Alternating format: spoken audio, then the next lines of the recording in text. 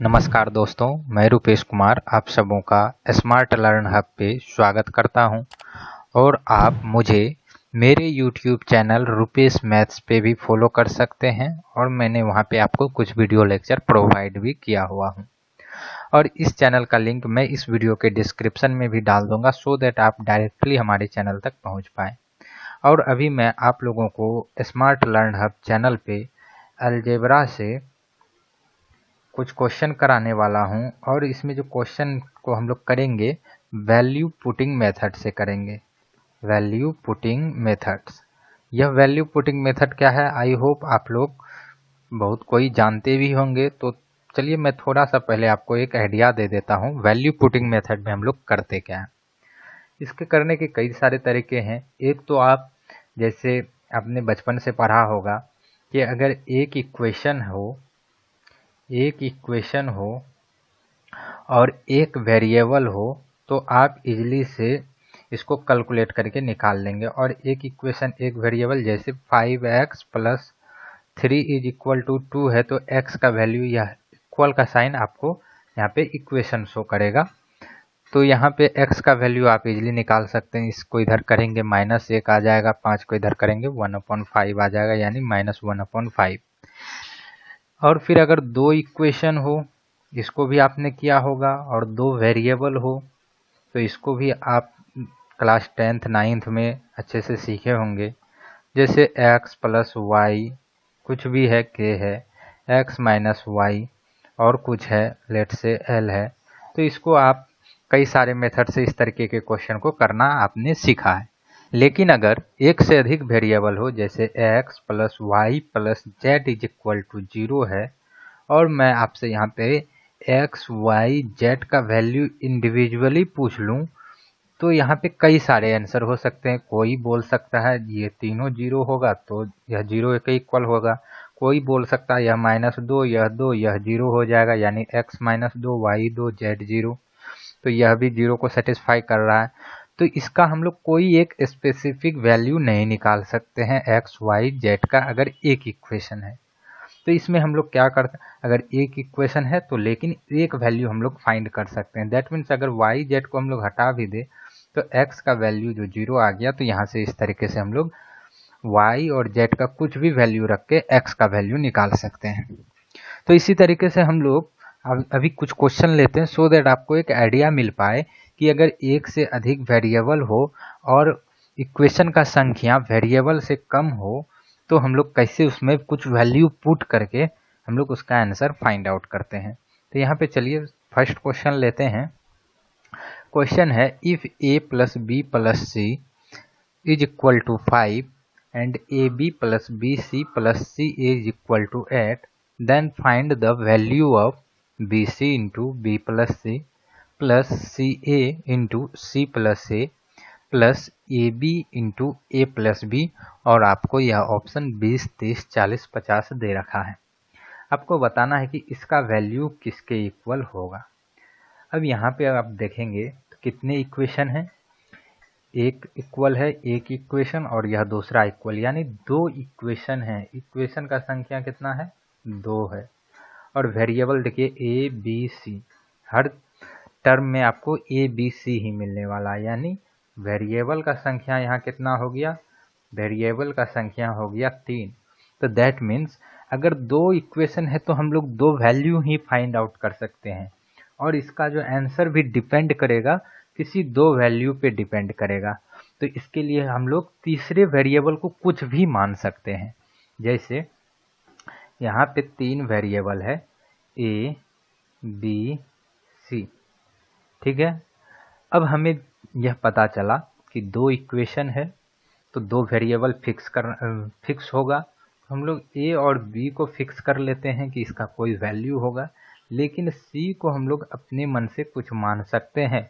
तो सी को अपने मन से 0 मान लीजिए। क्यों 0 मान ले, 0 मानने पे हमारा कई सारा टर्म डायरेक्ट 0 होने पर एडिशन में उसका कोई फर्क नहीं पड़ेगा। तो जैसे सी को हम लोग 0 लिए तो ए और बी का क्या वैल्यू आएगा, तो ए और बी का वैल्यू नहीं मिलेगा यहाँ पे हमें। जैसे सी यहाँ रखे सी का वैल्यू 0, ए प्लस बी और c के प्लेस पे 0, तो यह 5 के इक्वल, और a प्लस b का वैल्यू हमें मिल गया, क्या मिल गया, 5। और हम लोग अब यहाँ पे a और b को नहीं रख सकते, क्योंकि अब यहाँ पे a और b का मान इस इक्वेशन पे भी डिपेंड करेगा। दैट मीन्स अगर हम लोग यहाँ 1 और 4 ले ले, क्योंकि यह तो 5 सेटिस्फाई कर गया, तो इस 1 और 4 पे यहाँ पे 8 भी सेटिस्फाई करना चाहिए। तो इसको चेक करने के लिए हमें काफ़ी समय लग जाएगा। और इस तरीके के क्वेश्चन में आपको जो दो वैल्यू है, जैसे यहाँ पे आपको a प्लस बी पे ही इस क्वेश्चन का आंसर डिपेंड करेगा। तो अब जैसे यहाँ पे इसमें c को 0 रखे तो a प्लस बी 5 हो गया, c को इसमें 0 रखिए तो c को यहाँ पे a प्लस बी बचेगा, प्लस c जैसे 0 रखेंगे तो यह टोटल टर्म हो जाएगा 0, प्लस यहाँ पे c रखेंगे तो यह भी हो जाएगा 0 बराबर 8। तो यहाँ से आपको a इंटू बी मिल गया 8। अब आप देखिए क्वेश्चन में हमें क्या पूछा गया था, इसका वैल्यू। तो यहाँ पे c को जैसे 0 करेंगे तो यह टोटल टर्म जो मल्टीप्लाई में यह क्या आ जाएगा 0, प्लस यह वाला, फिर यहाँ पे c इंटू ए है और यह मल्टीप्लिकेशन में कितना टर्म है, यह टोटल टर्म है। तो जैसे यहाँ c को 0 करेंगे तो यह टोटल टर्म क्या आ जाएगा 0, और फिर यह है ए बी, तो हो गया प्लस ए बी, चूँकि a और b का वैल्यू मल्टीप्लिकेशन में हमें यहाँ पे मालूम है, लेकिन a क्या है और b क्या है यह नहीं मालूम है। तो हम लोग ए बी को यहाँ से पुट कर सकते हैं और a प्लस बी इंटू में a प्लस बी। तो देखिए मैंने बोला कि इस क्वेश्चन का आंसर जो है a प्लस बी और ए बी पे ही डिपेंड करेगा, किसी भी दो वेरिएबल पे करेगा। अगर आप यहाँ c को कुछ नहीं मानते, b को 0 मान देते, तो a और c पे डिपेंड करता। तो इस तरीके से आप कुछ प्रैक्टिस कीजिए सो दैट आपको एक आइडिया मिल पाए। अब यहाँ पे ए बी का वैल्यू पुट कीजिए, ए बी 8 है और a प्लस बी 5 है, तो 8 पंचे 40। तो अभी हम लोग जो इसको किए थे, यहाँ पे किए थे, तो इसका वैल्यू क्या आ गया 40। तो ऑप्शन सी हो गया इसका सही आंसर। अब देखिए आपको फास्ट में इसको कैसे करना है। जैसे यहाँ पे हमें a प्लस बी प्लस सी दिया था, तो हमें मालूम है दो इक्वेशन है तो दो वेरिएबल फिक्स होगा और तीसरा वेरिएबल को हम लोग कुछ भी मान सकते हैं। तो चलिए इस बार मैं आपको b को 0 मान के दिखा रहा हूँ। b 0 करेंगे तो यहाँ पे इसका कोई चेंज नहीं पड़ेगा, b 0 करेंगे यह भी 0 यह भी 0।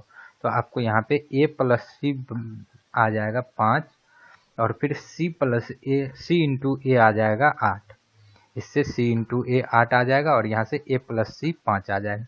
अब यहाँ पे आप हमने क्या किया है, इस बार b को 0 रखा है, b को 0, तो b यहाँ 0 रखेंगे यह टर्म 0 हो जाएगा, और फिर देखिए b यहाँ रखेंगे तो यह टोटल मल्टीप्लाई में तो यह भी 0 आ गया। तो बचा सिर्फ क्या, हमें इसका वैल्यू फाइंड आउट करना है, सी ए इंटू सी प्लस ए। तो सी ए क्या है 8 है और c प्लस ए क्या है 5 है, तो 8 पंचे 40, अगेन 40 आ गया इसका आंसर। तो इस तरीके से हम लोग वैल्यू पुट करते हैं। चलिए कुछ क्वेश्चन और लेते हैं सो दैट आपको वैल्यू पुटिंग में थोड़ा सा और कॉन्फिडेंस आ पाए। तो here we have question number second, if x plus Y plus Z is equal to 0 then find the value of this. तो आपको x और y z यहाँ पे एक इक्वेशन है और 3 वेरिएबल है x y z, यहाँ पे भी देख रहे हैं 3 वेरिएबल है x y z का कम्बिनेशन से कुछ क्वेश्चन दिया गया है। तो हम लोग क्या कर सकते हैं, एक वेरिएबल फिक्स होगा और बाकी दो वेरिएबल को कुछ भी मान सकते हैं। तो अब आपको जो मन है उसको फिक्स कर लीजिए और किसी दो को कुछ भी मान लीजिए। तो जैसे अगर हम लोग यहाँ पे क्वेश्चन देखें तो मैं सोच रहा हूँ कि यहाँ पे y का टर्म है, y का टर्म है, दोनों जगह है। अगर y को 0 ले लेते हैं तो यह टर्म हमारा क्या होगा कि 0 हो जाएगा, तो कैलकुलेशन ईजी होगा। आप x को भी 0 ले सकते हैं, z को भी 0 ले सकते हैं। तो मैंने यहाँ पे क्या किया, y को 0 ले लिया, लेकिन जब y को 0 लिए तो z क्या आ जाएगा।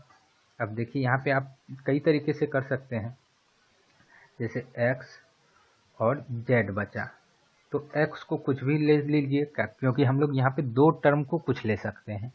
इक्वेशन एक है, वेरिएबल 3 है, तो एक ही वेरिएबल फिक्स होगा, बाकी दो वेरिएबल को कुछ ले सकते हैं। एक को ले लिए y और x को जैसे मान लीजिए ले लेते हैं 1। अगर x को 1 लेंगे तो यहाँ पे रख दीजिए इन दोनों का वैल्यू, तो z का वैल्यू आ जाएगा। तो यहाँ पे x के लिए 1, y के लिए 0 और z का वैल्यू हम लोग यहाँ से निकाल लेंगे। तो z इज इक्वल टू आ जाएगा -1। अब इस तीनों को यहाँ पे पुट कर दीजिए, आ जाएगा आपका answer y is equal to 0। जैसे 0 करेंगे तो यह तो टर्म समाप्त हो जाएगा। एक्स स्क्वायर है तो 1 का स्क्वायर 1 आ जाएगा, प्लस जेड स्क्वायर है, जेड का वैल्यू -1 है, -1 का स्क्वायर करेंगे 1 आ जाएगा। यह आ गया 0 और यह हो गया माइनस एक्स का वैल्यू 1 है तो 1 इंटू जेड, जेड के लिए क्या है -1 है तो -1। अब देखिए 1 + 1 2 अपॉन -1 इंटू -1 1, तो 2/1 2 के इक्वल होता है। तो यह ऑप्शन सी हो गया इसका सही आंसर। तो इस तरीके से आप यहाँ पे मैंने y 0 माना तो अब x भी 0 ले सकते थे या z 0 ले सकते थे, लेकिन जब z 0 लीजिएगा तो दूसरा वैल्यू को फिर देखिए क्या ले। हम लोग दो वैल्यू को यहाँ पे 0 नहीं ले सकते हैं। जैसे हम लोग अगर यहाँ पे दो वैल्यू को 0 ले ले y और z को, जैसे y या x को ही ले ले तो y को 0 लेंगे तो यह तो 0 आ गया, और फिर यहाँ पे x को 0 लेंगे तो 0 - 0 0 आ जाएगा। तो और यहाँ पे नीचे में 0 अनडिफाइंड होता है। तो सो दैट हम लोग यहाँ पे आपको इन बातों को ध्यान देना होगा कि जब हम लोग कोई वैल्यू ले तो यहाँ पे नीचे 0 नहीं आना चाहिए या इनडिटर्मिनेट फॉर्म नहीं आना चाहिए।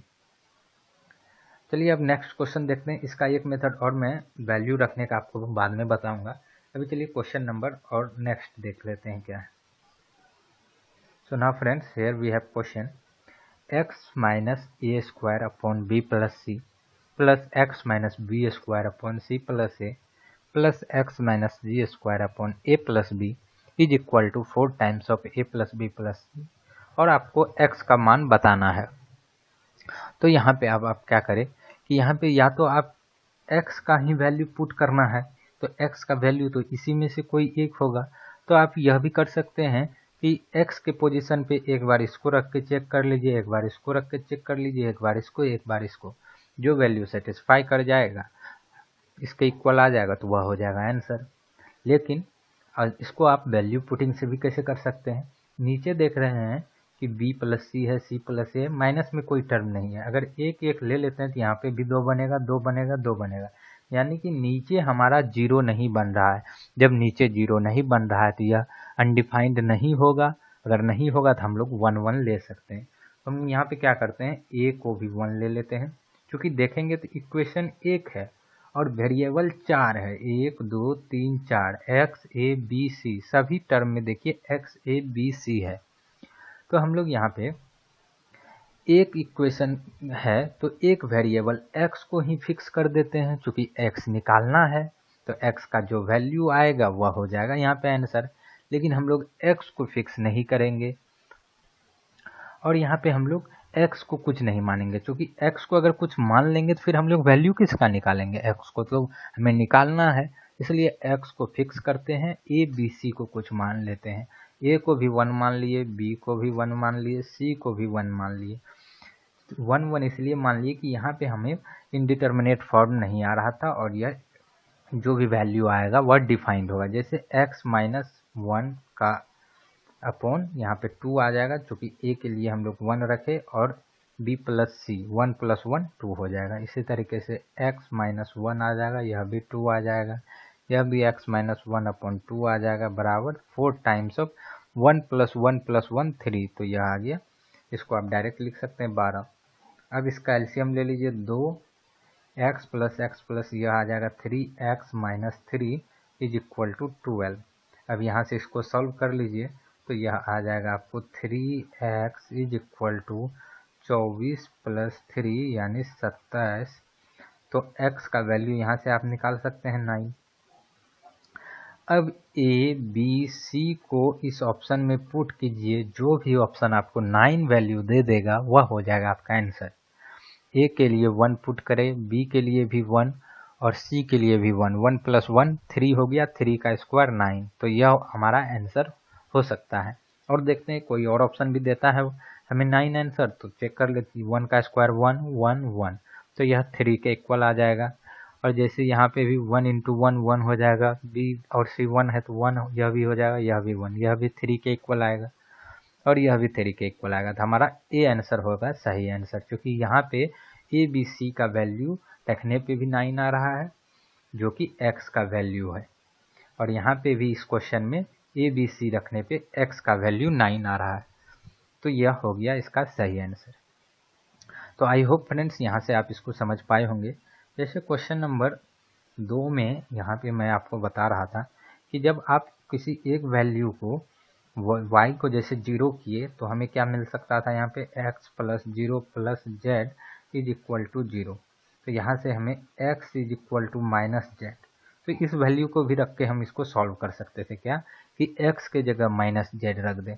तो जैसे y को तो 0 रखेंगे, यह क्या आया था, y को 0 रखने पे, तो y को 0 रखे यह खत्म, y को 0 रखे यह भी टर्म खत्म, और फिर यहाँ पे x square plus Z square है, तो x के लिए माइनस जेड रखते हैं, तो x के लिए माइनस जेड, और स्क्वायर था तो स्क्वायर कर दिए, प्लस जेड स्क्वायर आ गया, और यहाँ पे माइनस फिर x के लिए यहाँ पे क्या रखना है, माइनस जेड, तो माइनस जेड एक्स के लिए रख दिए, और जेड के लिए जेड। तो देखिए इसका स्क्वायर करेंगे, जेड का स्क्वायर प्लस जेड का स्क्वायर बट्टा यहाँ पे minus minus plus Z square आ जाएगा, तो यानी 2z स्क्वायर बट्टा जेड स्क्वायर। तो जेड स्क्वायर से जेड स्क्वायर कैंसिल, आ गया 2 हमारा आंसर। तो इस तरीके से भी आप कर सकते थे। तो आई होप फ्रेंड्स यहाँ से आपको वैल्यू पुटिंग पे कुछ क्वेश्चन करने के बाद आपको समझ में आया होगा कि किस तरीके से हम लोग वैल्यू पुट करते हैं। अगर वीडियो अच्छा लगा तो वीडियो को लाइक कीजिए और हमारे चैनल को सब्सक्राइब कीजिए, सो दैट आपको हमारे सभी लेटेस्ट वीडियो का नोटिफिकेशन मिल सके।